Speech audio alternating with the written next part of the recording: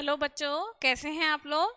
आप लोगों की तैयारी अच्छी चल रही है और चलनी भी चाहिए। अब तो डेट शीट रिलीज हो चुकी है और आप जैसा सोचोगे, है ना, मतलब आप यूं डरोगे, अपन को लगेगा कि यार अब तो 2 महीने रहे, हम क्या पढ़ेंगे, कैसे पढ़ेंगे, हमारा कोर्स ही नहीं हुआ है ना, हमारे में इतना कॉन्फिडेंट ही नहीं बन पा रहा है कि हम उधर एग्जाम हॉल में अच्छा कर पाएंगे। तो ये सब थॉट्स तो आते ही हैं और मन में ये थॉट्स आ रहे हैं ना, मतलब उनकी तैयारी अच्छी चल रही है ना। और जो अभी भी डेट शीट आने के बाद भी आराम से बैठे हैं, उनको कोई मतलब नहीं है ना, वो सोच रहे हैं अभी भी थोड़ा रेस्ट कर लें, थोड़ा टाइम और अभी है ना निकल सकता है। तो आप बहुत बड़ी गलतफहमी में है ना।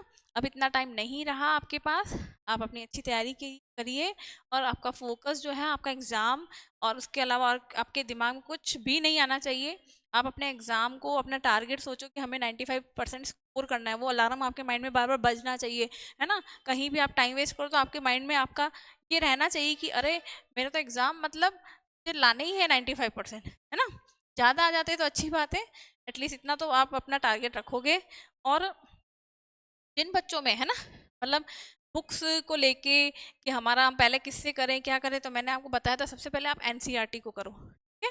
चाहे कितना भी आप कर लो, बुक्स आरडी कर लो, आरएस, पहले आप जब तक एनसीईआरटी नहीं करोगे आपके माइंड में और कोई बुक्स या कोई भी पीवाईक्यू आप सैम्पल पेपर नहीं कर सकते, क्योंकि आपकी बेस ही आपकी एनसीईआरटी है ना। जब तक आपका एनसीईआरटी से ही कंसेप्ट क्लियर नहीं होगा तो आप एक्स्ट्रा क्वेश्चंस क्या कर पाओगे। ये आपका मेन फोकस है। आपको पहले एनसीईआरटी करनी है अपनी, उसके बाद है ना, उसके बाद अगर आपके पास टाइम रहता है, मैंने आपको बताया था सबसे पहले आपका फर्स्ट प्रायोरिटी ये है।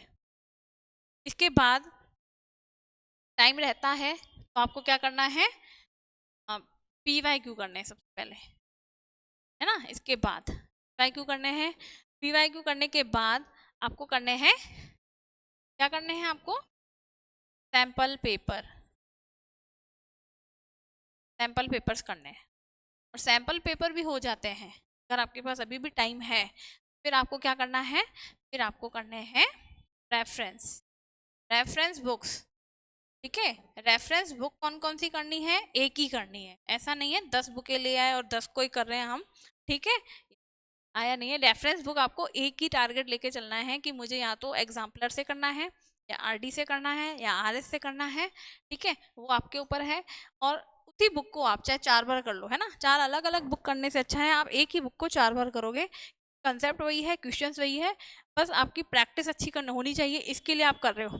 और जिन क्वेश्चंस पे आप अटकते हो, है ना, मतलब जो आपको लग रहा है कि ये मेरे से नहीं हुआ, वो सर्कल कर लो। सर्कल करने के बाद जब आप नेक्स्ट राउंड में करते हो, है ना, तो फिर आप उन क्वेश्चंस को देखो, है ना। करने के बाद क्योंकि आपने फर्स्ट राउंड में करा, आपके रॉन्ग हुए, है ना, सर्कल कर लिया आपने, फिर आपने का सॉल्यूशन देखा होगा, नहीं समझ में आया होगा तो आपने पूछा भी है, समझ में आया है ना। आने के बाद देन जब दूसरा राउंड में जब आप उसको कर रहे हो ना, तब आप फिर उसको कर सकते हो। फिर आपको उस क्वेश्चन में डाउट नहीं होना चाहिए, है ना। अगर होता है सेकेंड राउंड में भी कई क्वेश्चन ऐसे आ जाते हैं कि डाउट है, तो फिर आपको फिर सर्किल करना है थर्ड राउंड।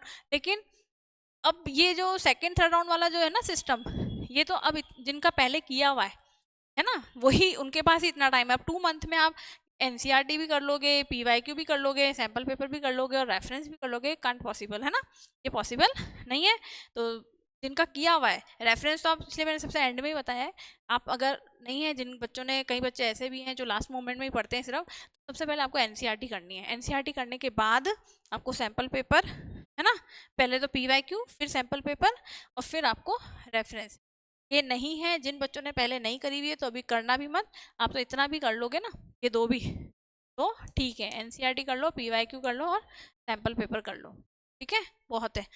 कि इतना भी कर लो, करने से थोड़ी ना, जब आप उसको क्वेश्चन को सॉल्व भी तो कर पाओ, अटेम्प्ट आप भी तो कर पाओ ना क्वेश्चन, तो हमें देखना ही थोड़ी है। मैथ्स में तो आपको देखते ही उसका सॉल्यूशन माइंड में आ जाना चाहिए कि अच्छा ये इस मेथड से होगा, ये ऐसे होगा, करना है ना। तो अपनी तैयारी करते रहो और फोकस अपना यही रखो, कोई टेंशन नहीं लेनी, अच्छे होके अच्छे फ्रेश माइंड से पढ़ना है। और जब तक आप अच्छे माइंड से, मतलब नहीं पढ़ोगे फ्रेश माइंड से, तब तक फिर क्या होगा, वो माइंड में बैठेंगी नहीं चीज़ें, है ना। और जो ब्लंडर्स होते हैं, है ना, उससे दूर रहना है। जैसे दोस्त है ना, मोबाइल हो गए हमारे, और कौन होते हैं आप लोगों के, मोबाइल में जैसे सोशल मीडिया वगैरह होते हैं ना, उन पे आप लोग अपना टाइम वेस्ट करते हो फालतू, मतलब अपने फ्रेंड से जो ज़बरदस्ती काम की फालतू वहाँ पे टाइम वेस्ट कर रहे हो, बातें कर रहे हो, इन सब से अब आप दूर हो जाओ। ओके, अब आपके पास इतना टाइम नहीं रहा, आप खुद के लिए सोचो, खुद का टाइम है ना अपना मैनेज करना है और उसको करना है।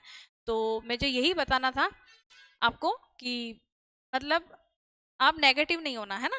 कई बच्चे क्या होते हैं एग्जाम टाइम में बहुत नेगेटिव सोचते हैं, तो वो नहीं होना है, और अच्छी सोच से पढ़ोगे ना तो अच्छा ही होगा। और अभी भी टाइम है, ऐसा भी नहीं है टाइम बिल्कुल नहीं रहा है ना, कर सकते हैं, अच्छे से कर सकते हैं। और ऑल द बेस्ट, आज के लिए इतना ही, थैंक यू।